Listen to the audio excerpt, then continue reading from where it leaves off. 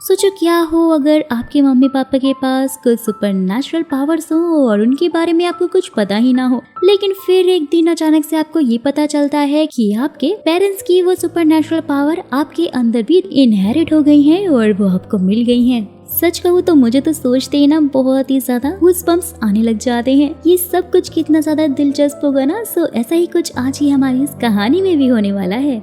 लेकिन उसके लिए ना आपको इस वीडियो को बहुत ही गौर से और बहुत ही ध्यान से देखना पड़ेगा, क्योंकि स्टोरी बार बार प्रेजेंट से पास्ट में जाती है और पास्ट से प्रेजेंट में आती है, जिससे कि आप थोड़ा सा कंफ्यूज हो सकते हो। और इसलिए मैं बोल रही हूँ कि ध्यान से देखना।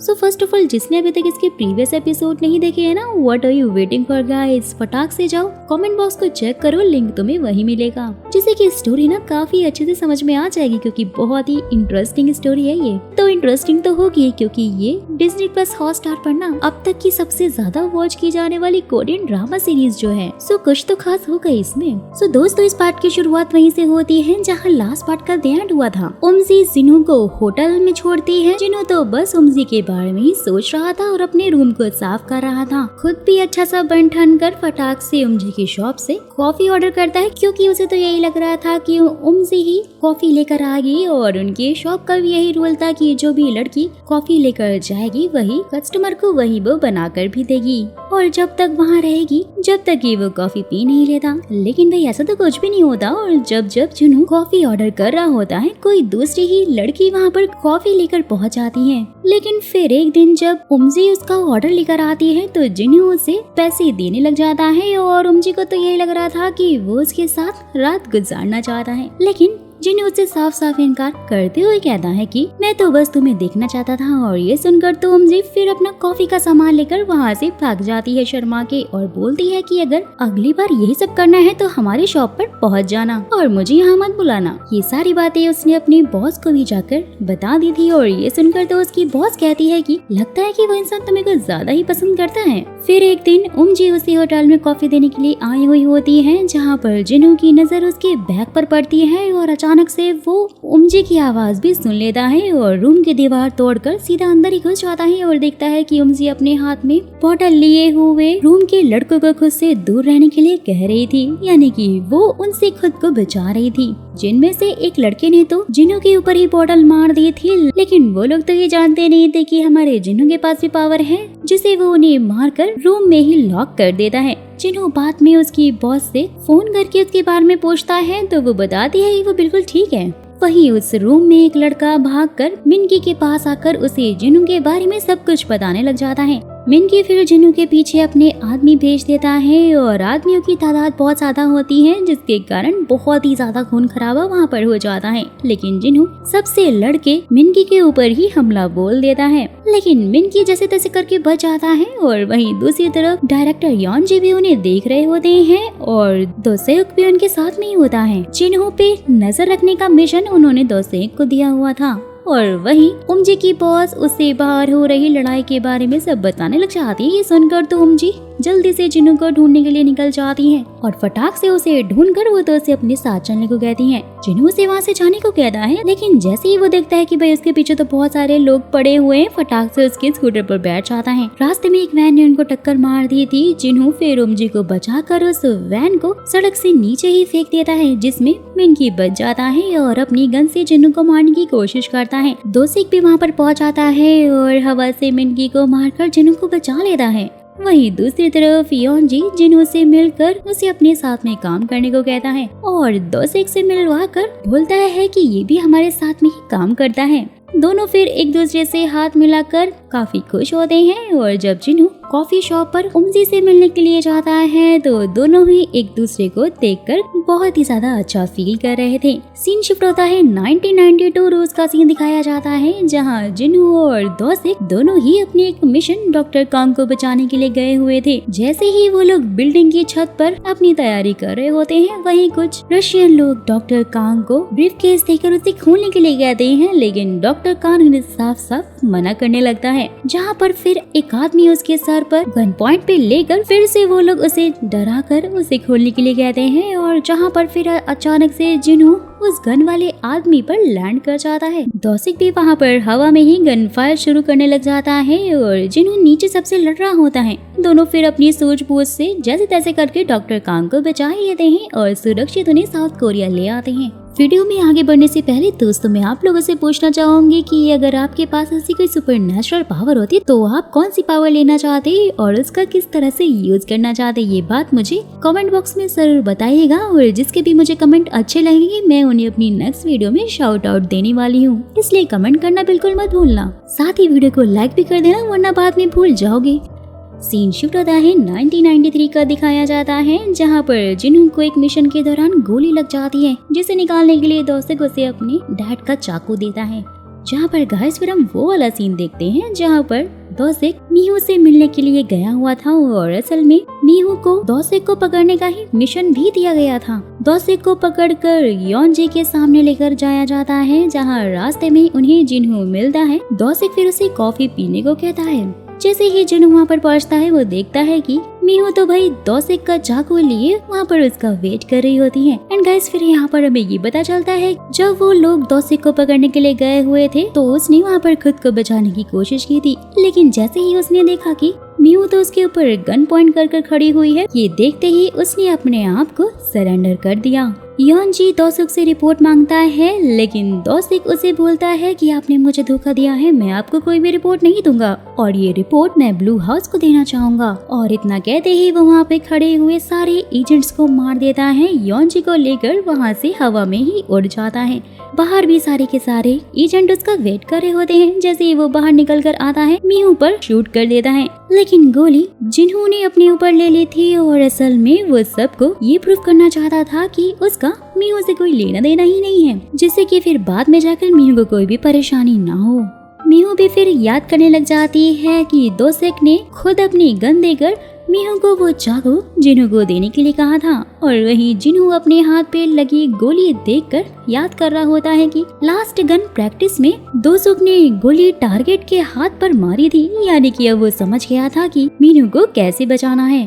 योनजी के गलत ऑर्डर की वजह से ब्लू हाउस तो फिर उसे डिमोट ही कर देता है और एजेंसी की रेपुटेशन खत्म होकर पूरी की पूरी एजेंसी ही खत्म हो जाती है। जिसके बाद फिर मीहू को एक दूसरी ही एजेंसी में ट्रांसफर किया जाता है और रोज आसमान को देखकर वो तो हमेशा दौसिक को ही याद किया करती थी, क्योंकि उसके बाद से ही दौसिक गायब जो हो गया था। जिसके बाद फिर एक दिन मीनू जब घर लौट रही थी, दौसिक उससे मिलने के लिए आता है और वो उसे अपने साथ में हवा में ले जाता है। ऊपर से सारा नजारा देखकर मीनू तो बहुत ज्यादा खुश होती है और अब धीरे धीरे समय बीतता जाता है।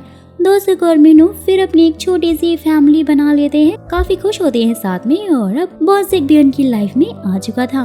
दौसिक अपने घर चलाने के लिए फार्मिंग करने लग गया था और एक दिन मीहू और दौसिक जब बॉन्सिक के साथ में खेल रहे होते हैं तब बॉन्सिक भी देखते देखते अचानक हवा में उड़ने लग जाता है। ये देखकर तो दोनों ही थोड़ा परेशान हो जाते हैं और इसलिए दौसिक फिर उसे पूरे घर में नेट लगाकर रोकने की कोशिश करता है ताकि वो ऐसे ही उड़कर कहीं भी ना चला जाए, क्योंकि वो काफी छोटा बच्चा है अभी। वहीं फिर एक दिन न्यूज से ये पता लगता है कि एजेंसी का नाम अब नेशनल इंटेलिजेंस एजेंसी हो गया है और उसका डायरेक्टर योनजी को ही बना दिया गया है। एक दिन तो बॉन्सिक खेलते खेलते हवा में ही उड़ने लग जाता है और जब वो मीहू को नहीं मिलता है उसको काफी चिंता होने लग जाती है। दौसिक को भी वो उसके बारे में बताने लग जाती है और दौसिक भी हवा में उड़कर उसे ढूंढने लग जाता है। जहाँ बॉन्सिक उसे रोते हुए बादलों में मिल जाता है, वो तो फटाक से अपने बेटे को गले से लगा लेता है। फिर एक दिन हम रेहुक नाम के आदमी को देखते हैं जो कि दौसिक के पास कस्टमर बनकर पहुंचा हुआ था और उसी रात 30 लोगों ने उन्हें चारों तरफ से घेर लिया था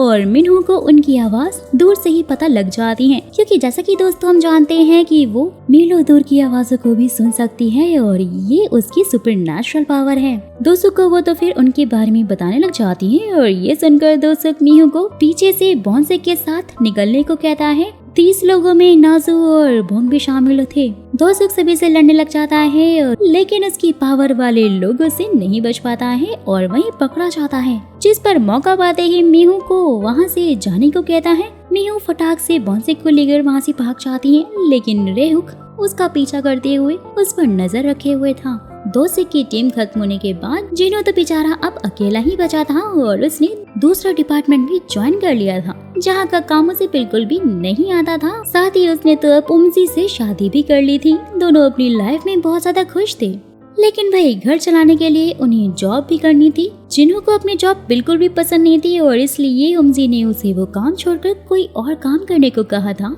नेक्स्ट डे जैसे ही जिन्हों अपनी उस जॉब को छोड़ने की कोशिश कर रहा था तो वहाँ पर उसे दूसरे एम्प्लॉय से ये पता लगता है कि वो जिस घर में रहता है वो तो बस कंपनी के लोगों के लिए ही है और इसलिए वो जॉब नहीं छोड़ता है और उमजी के लिए डेली धक्के खाते हुए काम करने लगता है। फिर एक दिन जिन्हों देर रात तक काम कर रहा होता है, योनजी भी उसे वहाँ पर मिलने के लिए आता है और वो उसे अपने साथ में काम करने को कहता है। घर आकर जिन्हों फिर उसके ऑफर के बारे में भी सोचने लगता है, जहाँ पर उससे फिर उमजी की याद जाती है जिसने उसे ये कहा था कि जो काम तुम्हें करना पसंद है सिर्फ उसी काम को करो और बाकी सब छोड़ दो। वो जाने का डिसाइड कर लेता है, जहाँ पर फिर योनजी उसे कुछ नॉर्थ कोरिया के लोगों को पकड़ने के लिए भेजना चाहता था। नेक्स्ट डे फिर जिन्हों आर्मी के साथ उन सारे नॉर्थ कोरियाई एजेंट्स को पकड़ने के लिए निकल जाता है, लेकिन बहुत दिनों तक ढूंढने के बावजूद भी वो लोग उन्हें नहीं मिलते हैं और फिर एक दिन रेहुक आकर उनको भी ज्वाइन कर लेता है और जिन्हों से बात करने लग जाता है, जो कि उसे बताता है कि योनजी ने वहाँ उनकी हेल्प के लिए उसे भेजा है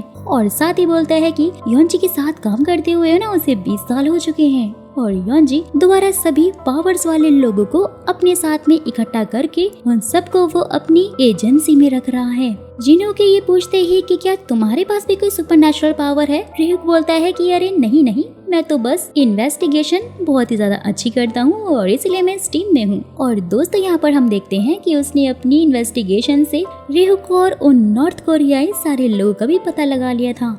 आर्मी के लोगों को वहाँ पर जाने को कहता है और साथ ही वो जिन्हों को अपनी बातों में भी फंसा लेता है। बोलता है कि मुझे ये पता चला है कि नॉर्थ कोरियन एजेंट्स के पास भी कोई सुपरनैचुरल पावर्स हैं और इसलिए हमें उनके बारे में और ज्यादा जानना होगा। जिन्हों भी बहुत ज्यादा चंट होता है, उसके सारे चालों को समझ आता है कि वो जानबूझकर उसे रोक रहा है और उसे वहाँ से छोड़कर वो भी सोल्जर्स के पास चला जाता है। वहाँ पे नॉर्थ कोरियन एजेंट्स और आर्मी के बीच फायरिंग होने लग जाती है। जिन्हों सभी को जाकर बचाने लग जाता है, जहाँ वो देखता है कि ऊपर से तो कोई बड़े बड़े पत्थर फेंक रहा है। जिन्हों उसके पास जाकर फाइट करने लग जाता है, जिससे गैस हमें ये पता चलता है कि उसके पास पावर्स हैं। पावर्स के साथ वो काफी तेज भी है, जो कि वहाँ से जिन्हों को घायल करके भाग जाता है। रेहुक भी फिर अपनी पावर के बारे में जानकर काफी खुश होता है। जैसे ही ये बात फिर योनजी को मालूम पड़ती है, वो तो उसकी पावर्स के बारे में जानकर एक नई ब्लैक टीम ही बनाने लग जाता है। जिन्हों भी फिर आए दिन मिशन पर जाया करता था। उमजी उसे रोककर बच्चे की ख्वाहिश करने लग जाती है। धीरे धीरे समय बीतता जाता है और हम देखते हैं कि हिसु का जन्म हो चुका था। जिन्हों उमजी और हिसु के साथ में बहुत ही प्यार से रहता था, लेकिन फिर एक दिन मिशन पे उसे ये पता लगता है कि उमजी और हिसु की कार का एक बहुत ही बुरा वाला एक्सीडेंट हो गया है। जैसे ही वो जल्दी से हॉस्पिटल में पहुंचता है, देखता है कि हिसु तो बिल्कुल ठीक है, लेकिन भाई उसकी वाइफ यानी कि उमजी की डेथ हो गई है। वो बहुत ज्यादा रोने लग जाता है। साथ ही वो उमजी की फोटो के सामने बैठकर बोलता है कि वो हिसु का वो हमेशा ही ध्यान रखेगा। उमजी के जाने के बाद से ही जिन्होंने योनजी के साथ भी काम करने से साफ साफ इनकार कर दिया था, क्योंकि अब वो बस अपनी बेटी यानी हिसु के पास रहकर उसका ध्यान रखना चाहता था। योनजी भी उसकी बात मान जाता है, लेकिन वो उसे कहता है कि जब भी मैं फोन करूं तो तुम्हें यहाँ पर आना पड़ेगा। सीन शिफ्ट होता है और हम एक जयमान नाम के आदमी को देखते हैं, जो कि अपनी पीठ पर बहुत सारा सामान उठाए सिटी में घूम रहा था और असल में वो जगह जगह स्टॉल लगाकर सामानों को बेचा करता था। वहाँ के कुछ लोग उसे बताते हैं कि यहाँ पर कुछ काम स्टार्ट होने वाला है और इसलिए यहाँ से लोगों को हटाया जा रहा है, जिसके लिए हम प्रोटेस्ट कर रहे हैं। तुम अगर चाहो तो हमारे साथ भी शामिल हो सकते हो। तभी उसकी वाइफ शेन आकर उसको वहाँ से ले जाती है और उसे प्रोटेस्ट से दूर रहने के लिए कहती है। जयमान दिमाग से थोड़ा अब नॉर्मल जो था, लेकिन उसे हमेशा ही कांग की उनकी चिंता होती थी। जैसे ही उसकी घड़ी में अलार्म बजता था कि उनको वो स्कूल लेने के लिए पहुंच जाता था। जयमान की स्पीड नॉर्मल लोगों से बहुत ज्यादा थी। शिन वहाँ पर काम कर रही एक लड़की से बात करती है, जो कि उसे फिर अपने बेटे सुन के बारे में बताने लग जाती है। तभी एक फ्लैशबैक से कैसे हमें ये पता चलता है कि कुछ सालों पहले जयमान का किसी आदमी से बहुत गंदा वाला झगड़ा हो गया था और जयमान ने उसे बहुत ज्यादा मारा था। था। शिन के कहने पर पुलिस को भी उसने सरेंडर कर दिया था।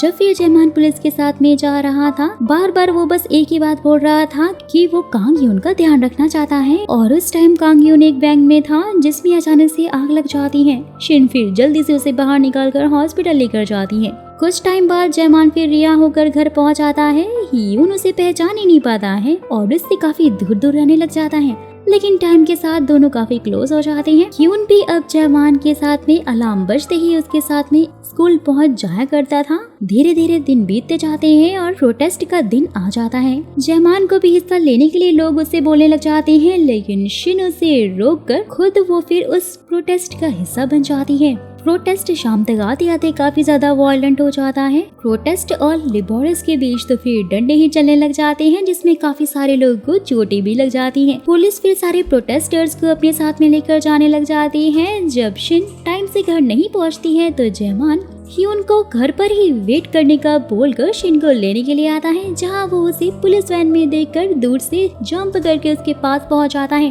पुलिस उसे देखते ही उसे रोकने की कोशिश करती है, लेकिन वो सबको मार देता है। शिन फिर उसके सामने ह्यून का नाम लेकर उसे शांत करवाती है और उसके पास जाने को कहती है, जिससे कि फिर जयमान हवा में जंप करते हुए अपनी पावर से अचानक से गायब भी हो जाता है। सीन शिफ्ट होता है और हम जिन्हों को देखते हैं, जो कि हिसू के सो जाने के बाद खाना बना रहा था, जहां पर योंजी फिर उसे कॉल कर मिलने के लिए बुलाता है और सारी के सारी सिचुएशन उसे समझाता है कि जयमान गटर के अंदर घुस गया है, जाओ और जाकर उसको पकड़ो।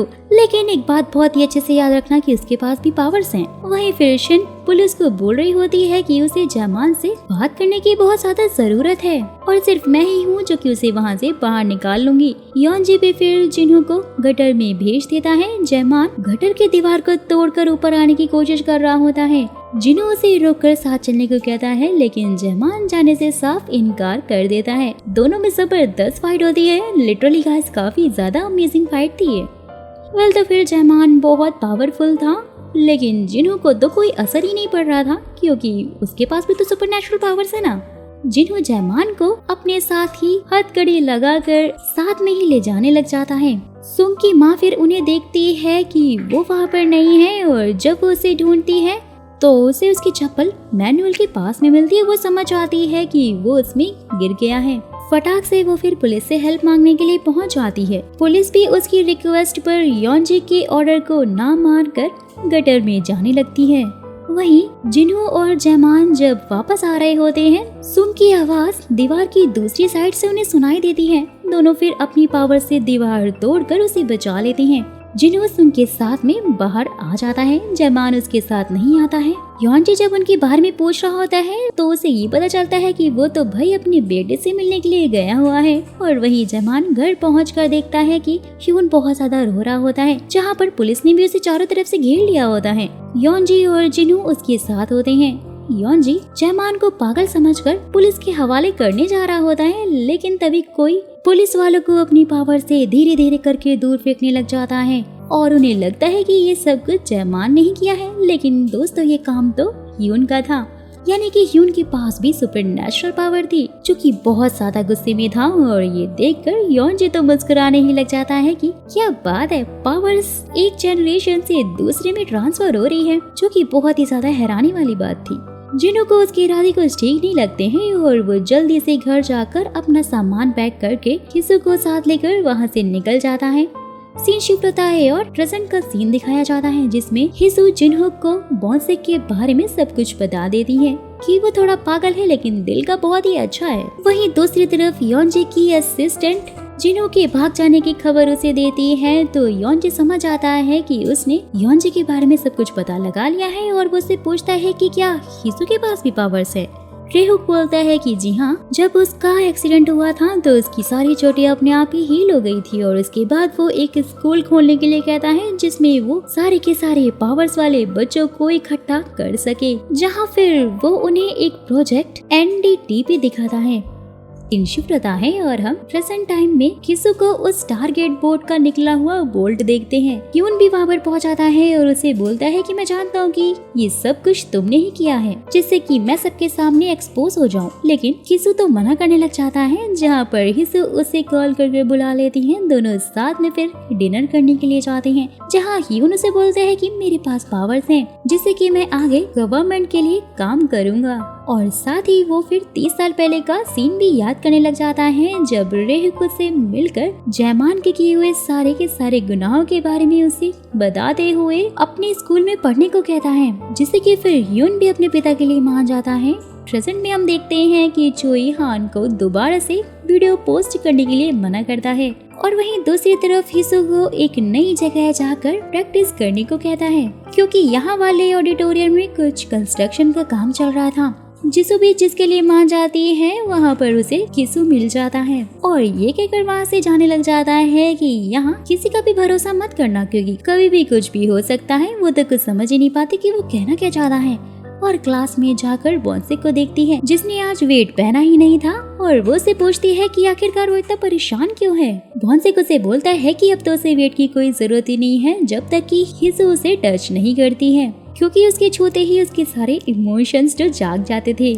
ये सुनते ही फिर हिसु तो फटाक से उसके गाल ही पकड़ने लग जाती है, जिससे कि भाई बॉन्सेक तो फिर से हवा में फ्लोट करने लगता है। हिसु फिर उसके ऊपर अपना बैग रखकर उसके साथ में चलने को कहती है और वहीं हम जिन्हू और मीहू को कहीं जाने के लिए रेडी होते हुए देखते हैं। मीहू ने अपने साथ में गन और एक फोन को लेकर रखा हुआ था और वहीं दूसरी तरफ बॉन्सेक और हिसु गैतो से बस में मिलते हैं और उनके साथ जून हवा नाम का एक आदमी भी बस में एंटर होता है, जो कि कोई और नहीं बल्कि एक नॉर्थ कोरियन एजेंट था। हिसु को मारने के लिए ही वहाँ पर पहुंचा हुआ था और वहीं मीहू जैसे स्कूल पहुंचती है तो बॉन्सेक को कॉल कर बोलती है कि वो घर आने में थोड़ा लेट हो जाएगी, लेकिन तुम जल्दी से घर जाकर खाना खाकर आराम से सो जाना। और वहीं जैसे ही जिन्हू ने हिसु को कॉल करके पूछा था कि वो कहाँ पर है, तो हिसु से बोलती है कि वो तो अभी बस से आ रही है। एजेंट जून ने भी हिसु की फोटो को अपनी फोन से मैच करते हुए देख लिया था कि ये उसका टारगेट है। और वहीं मीहू स्कूल में स्पोर्ट्स टीचर लुआन से बात कर रही होती हैं और ऑडी में हुए उस ह्यून की पावर्स वाले कांड के बारे में पूछ रही होती है, लेकिन वो तो बहाने बनाकर सारी बातों को टाल देता है। साथ ही बोलता है कि आपके बेटे बॉन्सेक के ग्रेड्स बिल्कुल भी अच्छे नहीं हैं और मुझे नहीं लगता कि शायद वो कॉलेज भी जा पाएगा। ये सुनते ही मीहू को उसके ऊपर डाउट होता है और उसे पूछती है कि वैसे बॉन्सेक मेरा ही बेटा है, ये बात तुम कैसे जानते हो। और वो थोड़ा नर्वस हो जाता है और फिर यहाँ वहाँ के बहाने मारने लग जाता है। वहीं दूसरी तरफ किसु भी बाथरूम में बैठा हुआ अपनी पैर की चोट के बारे में सोच रहा होता है। जब उसे वो चोट लगी थी तो जोई उसके पास में बैठकर देख रहा था और वहीं जोई भी बाथरूम का दरवाजा खोलने वाला होता है, लेकिन वहाँ पर जिन्हू स्कूल पहुंचकर उससे स्कूल देखने की परमिशन मांगता है। जोई उसे हाँ बोलकर प्रिंसिपल के ऑफिस में पहुंचाता है, जहां बहुत सारे कैमरे लगे हुए थे और वो देखता है कि जिन्हू ऑडिटोरियम में उस वोल्ट और बोर्ड को छूते हुए कैमरे की तरफ ही देख रहा था। जोई तो जिन्हू को जानता ही नहीं था और वहीं मीहू भी जोई के लगे कैमरे को देख लेती है। कैमरे के पास आते हुए जिन्हू से पूछता है कि तुम कौन हो और वहीं जयमान की उनका वेट कर रहा होता है, जो कि स्टडी रूम में नेशनल इंटेलिजेंस की बुक पढ़ रहा था। सीन शिफ्ट होता है और हम 4 लोगों को एक गाड़ी में आते हुए देखते हैं, जिसमें से एक आदमी का नाम देहो, जेहेक और चार्ली था। दोस्तों चार्ली वही इंसान था जिसने जिहू के साथ में लड़ाई की थी और ये एक नॉर्थ कोरियन एजेंट है, जो कि वहाँ पर कुछ पेपर्स लेकर आए हुए थे जिसमें बायोडेटा लिखा हुआ था। और वहीं केतो को जून पर शक हो जाता है कि वो हिसु और बॉन्सेक के पीछे है और वो बस को स्टेशन पर रोके बिना ही ये नोटिस कर लेता है कि उसके पैर भी फ्लोट कर रहे थे, बिल्कुल दोसे की तरह ही, और इसलिए वो जल्दी से बस को भगा लेता है। सो गाइस फिलहाल तो यहीं पर इन एपिसोड का एंड हो जाता है। बाकी के एपिसोड अभी तक नहीं आए हैं और जैसे ही आएंगे तो मैं उन्हें भी एक्सप्लेन करने की पूरी कोशिश करूंगी। सो अगर आप इसकी आगे की कहानी जानना चाहते हो ना, कमेंट बॉक्स में नेक्स्ट पार्ट लिखना मत भूलना, क्योंकि जितनी ज्यादा कमेंट होंगे उतनी जल्दी ही मैं इसके नेक्स्ट एपिसोड को एक्सप्लेन करने की कोशिश करूंगी।